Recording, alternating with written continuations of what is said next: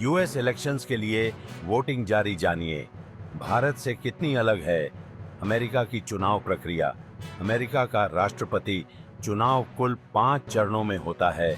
Donald Trump और कमला Harris के बीच इस कांटे की टक्कर। अमेरिका में आज राष्ट्रपति पद के लिए वोटिंग की जा रही है। डोनाल्ड ट्रंप और कमला हैरिस के बीच इस कांटे की टक्कर पर पूरी दुनिया की नजरें हैं। लाखों अमेरिकी वोट डालने के लिए पोलिंग बूथों पर जा रहे हैं। इससे पहले डेमोक्रेटिक राष्ट्रपति पद की उम्मीदवार कमला हैरिस ने अमेरिकियों से वोटिंग करने, अपने मताधिकार का इस्तेमाल करने को कहा।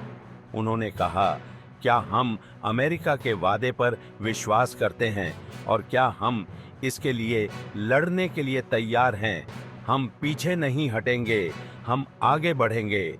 वहीं कई लोगों के मन में ये सवाल है कि अमेरिका में वोटिंग कैसे की जाती है, कैसे यहाँ पर विजेता तय किया जाता है। तो इसका जवाब हम आपको दे रहे हैं।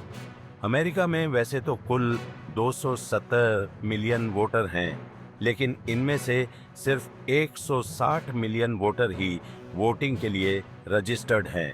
वहीं 70 मिलियन से ज़्यादा लोग डाक मतपत्रों या व्यक्तिगत मतदान केंद्रों के जरिए वोटिंग कर चुके हैं। अब बाकी के ये 160 मिलियन वोटर्स मतदान केंद्रों पर जाकर वोटिंग कर रहे हैं। इनमें से 80% वोटिंग बैलेट पेपर से होती है।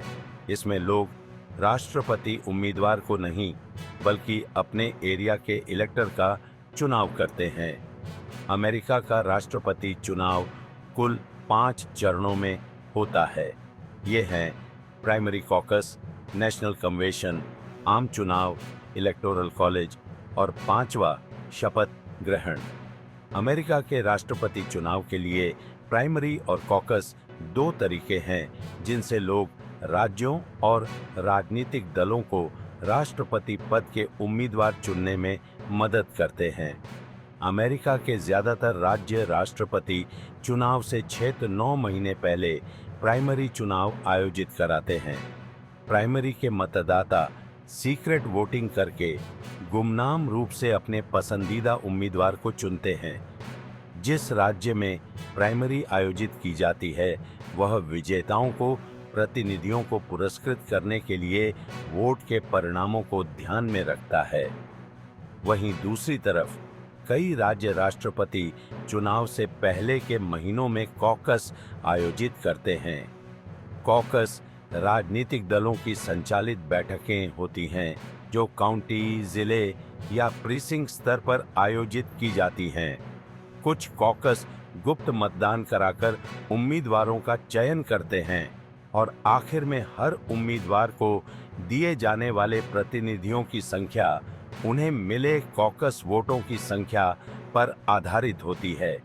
इलेक्टोरल कॉलेज ये तय करता है कि अमेरिका का राष्ट्रपति और उपराष्ट्रपति कौन चुना जाएगा, और ये एक ऐसी प्रक्रिया है जिसमें निर्वाचकों का चयन राष्ट्रपति और उपराष्ट्रपति के लिए वोट डालने वाले निर्वाचकों की बैठक और कांग्रेस के निर्वाचकों के वोटों की गिनती शामिल है।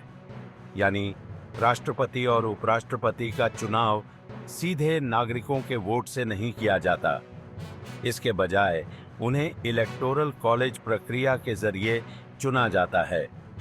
हर राज्य के राजनीतिक दल संभावित निर्वाचकों की अपनी लिस्ट बनाते हैं, जिसमें कुल 523 निर्वाचक वोट हैं। राष्ट्रपति चुनाव जीतने के लिए एक उम्मीदवार को कम से कम 270 निर्वाचकों के वोट की जरूरत होती है, यानी सभी निर्वाचकों के आधे से ज्यादा। दूसरी तरफ लोकप्रिय वोट सिर्फ उम्मीदवार को मिले वोट होते हैं। यहाँ पर यह गौर करने वाली बात यह है कि जब किसी उम्मीदवार को ज्यादा लोकप्रिय वोट मिले लेकिन निर्वाचक मंडल में हार गया, तो उसे इस चुनाव का विजेता घोषित नहीं किया जा सकता।